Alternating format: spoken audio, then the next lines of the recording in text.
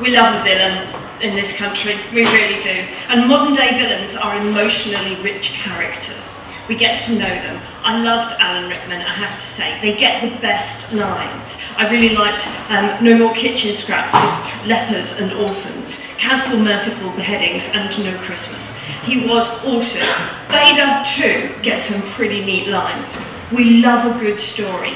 This story is seriously loved. I've seen estimates of the financial turnover of this franchise being around $26 billion. And 12 billion of that is on toys. So we take this very seriously. So Darth Vader comes in, and you can have Darth Vader in a lot of different guises. You can have him as your force for breakfast. If you feel like that in the morning, you can even build your own Vader if you're feeling lonely in your bedroom. We can do a lot with Darth Vader. When he starts out as Anakin Skywalker, he's a good kid. He cares for his mum, he works really hard, even though he's a slave. He has hopes and he has dreams. He looks up to the stars and he thinks about how things could be different and bigger. The big values that are going on for Vader at this time are things about family and care and nurture, looking after others and being looked after, but also being good at what you do, and competition. He's a great pod racer, he likes to win. He's then given the opportunity to go and train to become a Jedi. And he says to his mother as he leaves Tatooine, "Will I ever see you again?" And she says, "What does your heart tell you?" This was an ill-fated thing to say to this young boy.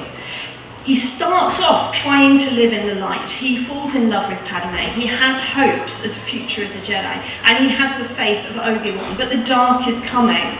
He loses his mother. He cannot save her. His father figure is killed. It's not going well. He becomes angry. He tries following the rules, but it doesn't work. He tries to get advanced. It doesn't work. He can't save his mother. He can't be publicly married to Padme. Clearly, the Republic is flawed, and Palpatine has. This is a heads up. Stormtroopers have invaded Tesco's in witness, but this isn't the big plan. The big plan is to get hold of the Chosen One. Palpatine strokes the ego of the young Darth Vader and teaches him that you can't trust the Republic and you can't trust the Jedi. Turns out you can't trust yourself either. Things go really badly for Anakin and he sustains life-threatening injuries. He's brought back to life in that famous suit. But even then, as he comes round, the first things he says are, "Where is Padme? Is she safe?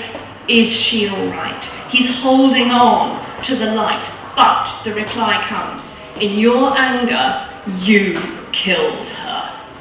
And that's it. The anchors have all gone. There is nothing left for this character to hold on to in the light. And so he turns to the dark. He keeps that workmanship, craft value. He wants to do a good job. He's fiercely competitive, but now it's about law and rule. It's about loyalty and duty.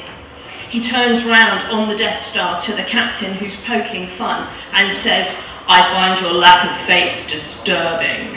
Promptly kills the guy. So he's merciless with the rule breakers. He's intolerant of mistakes and he provides unquestioning obedience to his master. Surely this is going to work. But in the final scene, the Emperor, Darth Vader and Luke Skywalker watches the rebel fleet struggles.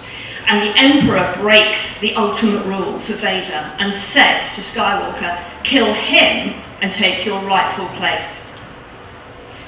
Vader can't bear this. Luke refuses to kill him. The Emperor attacks him. Finally, that loyalty duty value shatters and the family care nurture comes back and Darth Vader kills his master, throws him down the reactor chute. He returns to the light. And it's interesting because this is a great quote. It's our light, not our darkness, that most frightens us. We all have phenomenal potential inside ourselves. And we can live out that potential by connecting with our vision values, challenging our limiting beliefs, and being brave about the steps we want to take in the world. But if that sounds like a little bit too much and one day you decide that actually really you just need a cuddle, well now we know Darth Vader's a big softie, really you can always get him as a cushion. Thank you.